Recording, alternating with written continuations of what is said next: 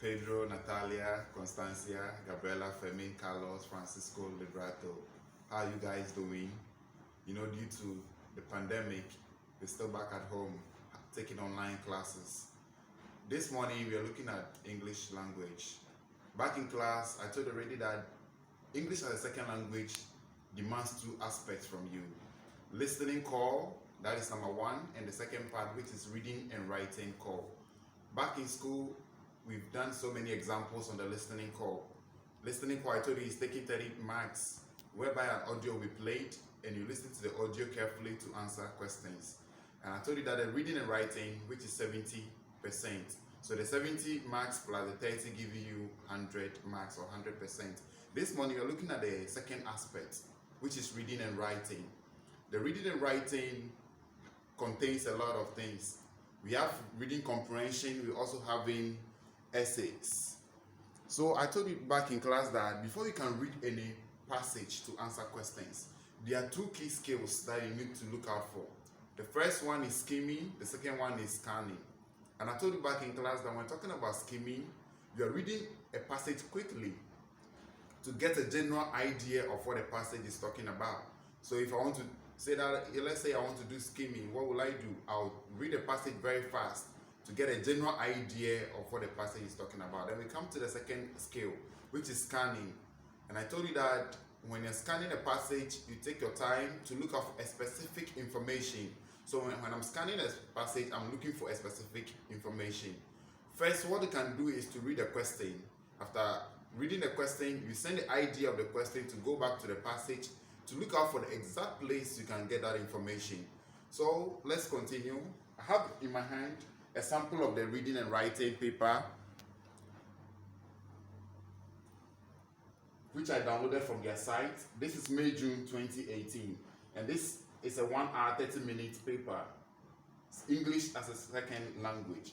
So if you look at the first aspect is on scuba diving. Scuba diving. You have to read the passage and answer the questions. So you have to take your time, read the passage, and then you go to the questions on the passage. From there, we are moving on to another page, which is page 4, exercise 2. Exercise 2. It's on Caroline's pet rock. You are also to read the passage and answer questions on the passage. From there, we are moving on to the next part. The next part too, you have been given an information. You have to take your time, read this information, and use the information from the passage to fill a form. So you have to fill a form on the passage. Then you come to the next part, whereby you're also given an essay to read to complete this form. From there, we are coming to the two aspects of essay. I told you back in class that in your Cambridge exams, you'll be writing 2 essays. So let's look at the first part. The first essay is saying that in your English class, you've been discussing whether it is better to go to university when you finish school or to get a job instead. Here are some comments from other students. I think it takes too long to do a university course. I can get a better job if I go to university. I would like to start earning my own money. I want to be able to learn more about my favorite subjects. So these are sample views on the passage. These are sample views. And then what is the task? They are saying that write an article for the school magazine giving your views. The comments above may give you some ideas, and you should try to use some ideas of your own. Your article should be between 100 and 150 words long. You receive up to 7 marks for the content of your article and up to 6 marks for the style and accuracy of your language. So back in class, I told you that anytime you want to write an essay, first thing is to know the content. Because if you write out of the content, you've deviated. And when you deviate, it's only when the examiner likes you that the examiner will award some simple marks. But if you deviate, automatically you're not going to get any marks for it.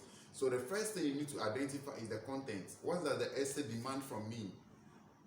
So that you write based on that. And also we are talking about legibility. Your handwriting needs to be legible when you're writing your essay. We are not using computers to type. We are doing handwriting. Therefore, if your handwriting is not legible, whoever will mark your essay cannot read and understand the content you are trying to put across.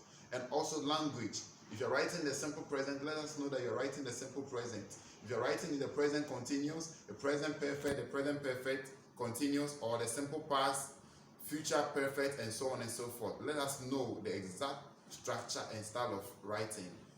Until we meet again in our next class, we've talked about reading and writing aspects. I'll be leaving a PDF file in the WhatsApp group so you can download and try your hands on the questions.